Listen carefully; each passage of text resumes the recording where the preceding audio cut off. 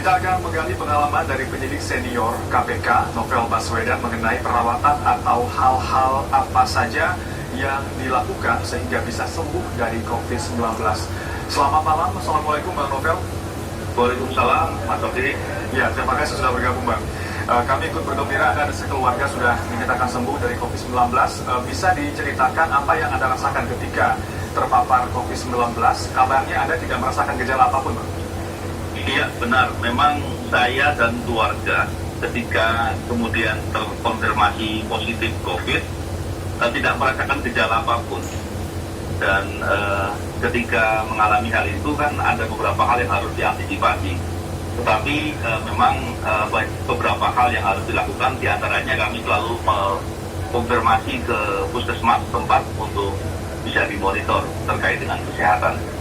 Terkait dengan yang saya lakukan, tentunya yang pertama yang saya lakukan adalah menjaga psikis diri saya maupun keluarga, karena psikis hal yang paling penting untuk menguatkan imun tubuh ya. Selain itu, saya juga menjaga agar fisik saya tetap pada posisi yang baik, agar energi yang pada diri saya bisa digunakan oleh imun untuk bekerja dengan optimal.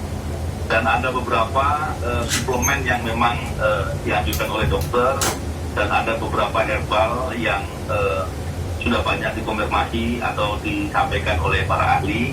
Saya ikuti itu. Cuman yang paling penting buat saya adalah ketika menjaga psikis, menjaga fisik tetap menjadi baik, insya Allah juga tidak ada masalah, insya Allah.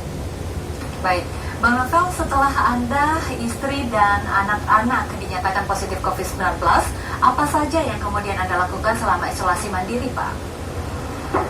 Ya, memang yang pertama, yang paling penting adalah kami menjaga untuk tidak interaksi dengan luar, karena masalah penularan adalah hal yang paling penting. Dan yang berikutnya adalah menjaga kegiatan untuk efektif mungkin, baik fisik maupun pikiran. Jadi dengan demikian fisik bisa terjaga dengan lebih baik. Lainnya memang seperti olahraga dan lain-lain tidak dilakukan terlebih dahulu, tapi hal-hal yang sifatnya sekedar gerakan-gerakan yang menjaga stamina saja, tapi tidak melakukan hal yang mengeluarkan energi terlalu banyak. Itu yang dilakukan, dan sehari-hari lebih kepada menjaga agar suplemen dan lain-lain bisa tercukupi sebagaimana yang diarahkan oleh dokter. Baik. Bang Novel, jadi total sejak pertama kali Anda dinyatakan positif hingga kemudian dinyatakan negatif, ini berapa lama, Bang? 11 hari setelah saya mendapatkan konfirmasi positif. Kemudian dari keterangan dari dokter mengatakan 10 hari itu virus sudah akan lemah. Dan kemudian di hari ke-11 saya mencoba untuk melakukan tes swab kembali, dan alhamdulillah hasilnya negatif. Semuanya, saya dan keluarga. Baik, Bang Novel, adakah suplemen atau obat-obatan khusus yang dikonsumsi selama dinyatakan COVID agar pengalaman ini juga bisa dibagi dengan masyarakat yang saat ini mungkin sedang dinyatakan positif COVID-19, Bang?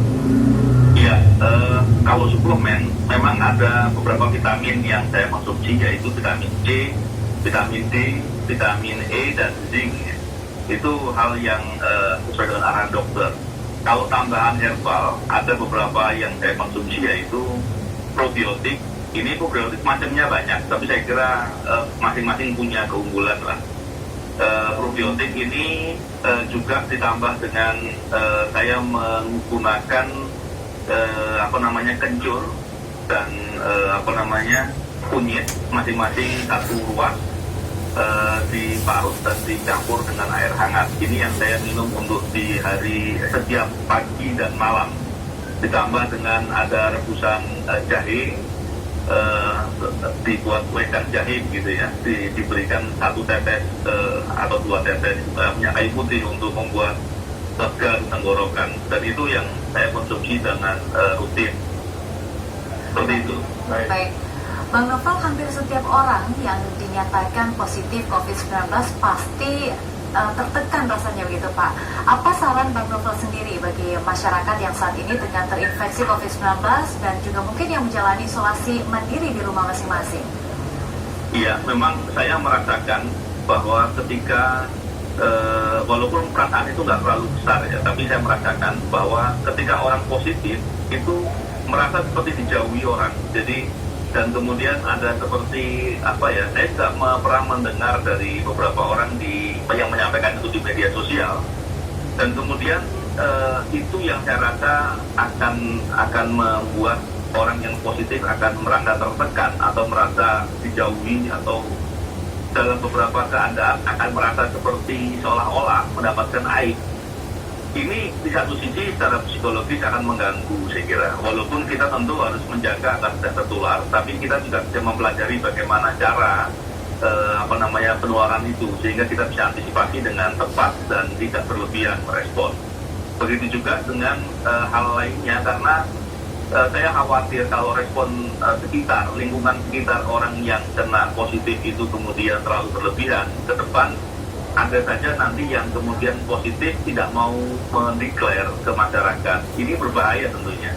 Karena kita perlu untuk setiap orang yang terpapar harus menyampaikan agar orang-orang yang pernah berinteraksi bisa mengantisipasi sehingga penularan itu bisa dikendalikan.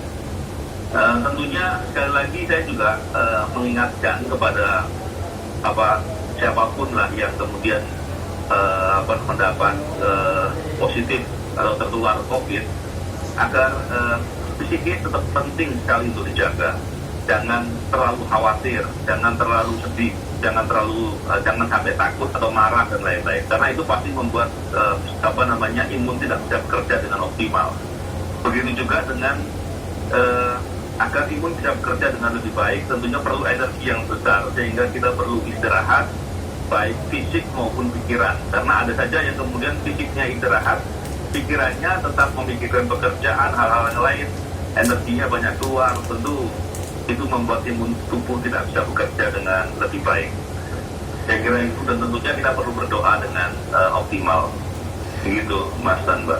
Bang Novel, apa hal utama yang dilakukan Anda dan keluarga di saat dalam proses penyembuhan diri dari COVID-19 kemarin, Bang?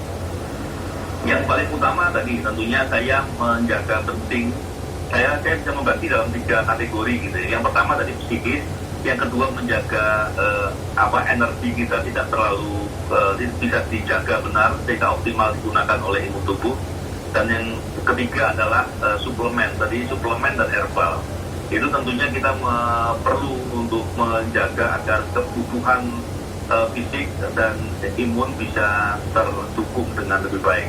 Tadi saya ulangi lagi, ada beberapa vitamin, ada probiotik, dan ada beberapa istilahnya itu empon-empon atau beberapa rempah-rempah yang memang itu baik sekali untuk pengobatan dan menjaga fisik agar lebih baik. Begitu kurang lebih.